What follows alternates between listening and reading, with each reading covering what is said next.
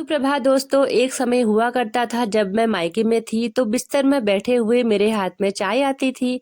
और अब मैं ससुराल में हूँ, बिस्तर से उठते ही मेरा हाथ मुझसे बोलते हैं, चल उठ और झाड़ू पकड़। अब जब मैं झाड़ू पोछा कर ही रही थी तो मैंने सोचा क्यों ना एक वीडियो भी शूट हो जाए, क्योंकि मेरे कई दोस्तों और रिश्तेदारों को तो ये लगता है कि मैं ससुराल में काम नहीं करती हूँ। तो मैंने सोचा क्यों ना पोछा लगाते हुए ही एक वीडियो डाल लेती हूँ। Amazing! और इतना ही नहीं दोस्तों, घर के छोटे मोटे काम और नाश्ता करने के पश्चात मैं आ जाती हूँ अपने रूम में, क्योंकि मैंने आज अपनी बेडशीट भी धोनी थी। और एक साइड के बेड के कपड़े यानी कि कंबल वगैरह निकाले हुए नहीं थे, तो वो भी धूप में सुखाने थे और ये सब धोना था। तुम्हें लगता है मैं काम नहीं करती हूँ तो वो अलग बात है, लेकिन मैं तो हमेशा ही काम करती हूँ। दोस्तों, हम औरतें हैं और हम औरतें काम ना करें ऐसा हो सकता है क्या? आदमी काम ना करे तो चल जाएगा, लेकिन हमारा नहीं चलेगा। क्योंकि ये मैं नहीं बोल रही, हमारा समाज बोलता है।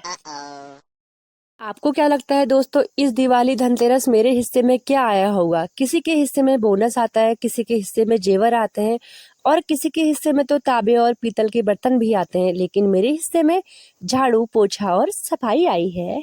तो ये तो रहा मेरा दिवाली बोनस। और आपको क्या मिला दिवाली पर बोनस, ये आप हमें कमेंट करके बता सकते हैं। और अब कपड़े बाहर सुखाई दिए थे तो इन्हें उठाने का टाइम भी आ चुका है, क्योंकि हो चुकी है शाम और यहाँ पर आने लगी है छाया।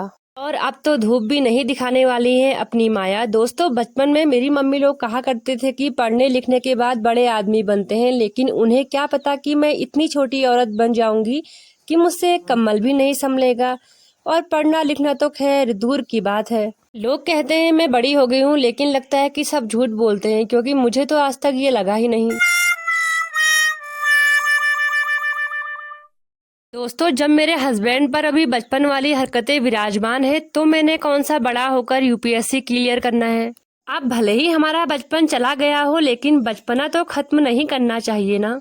दोस्तों, मैं तो कभी अपनी लाइफ को सीरियस नहीं ले सकती। अगर मैंने एक बार अपनी लाइफ को सीरियस ले लिया तो फिर मेरा बचपना वापस आना मुश्किल है। मिलती हूँ आपसे नेक्स्ट व्लॉग में, तब तक के लिए जय श्री राम।